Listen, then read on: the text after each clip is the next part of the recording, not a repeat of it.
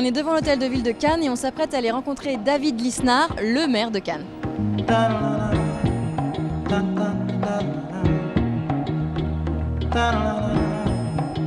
Bonjour monsieur le maire. Bonjour.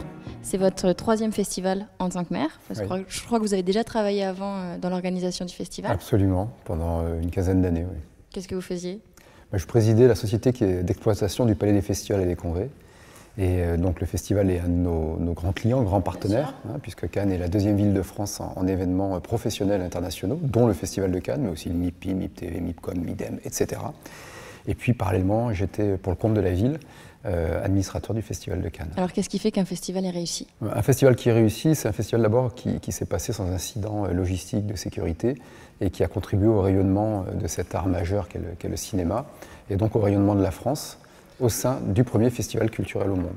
Vous parlez de sécurité, cette année elle a dû être renforcée la sécurité, j'imagine? Oui, parce qu'on ne peut pas faire de fête internationale avec des stars, et c'est une année extraordinaire en termes de stars, notamment Hollywood qui était très présent cette année, sans sécuriser la fête. C'est devenu incontournable.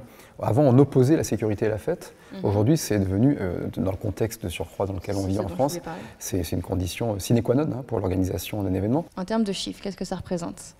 Alors, je pourrais vous citer plusieurs chiffres. Il y a des retombées économiques.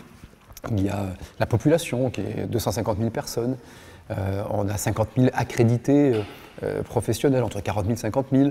Des retombées économiques qui, selon les études et selon l'impact, qu'il soit direct, indirect, induit, les effets multiplicateurs, seront au moins 90 millions d'euros de retombées économiques pendant les 11 jours sur la destination. Certaines études parlent de 180 millions. En tout cas, cela fait travailler un grand nombre d'entreprises, et en particulier d'entreprises locales, de prestataires, etc., comme toute l'industrie, d'ailleurs, et tout le secteur du tourisme d'affaires, de l'accueil d'événements internationaux.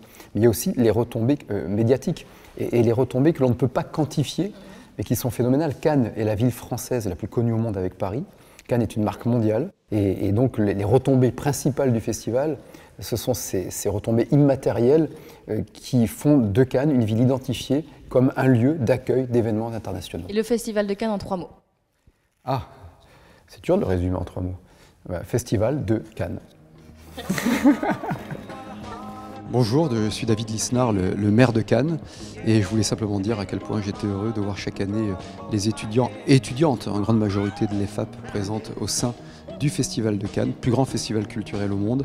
J'espère que vous avez apprécié cette immersion dans cette folie cannoise, faite de culture, de profondeur, mais aussi de superficialité, faite de belles rencontres et puis de moins belles rencontres. En tout cas, c'est la vie, c'est la quintessence de la vie, et c'est ce qui fait rayonner la France à travers le 7e art.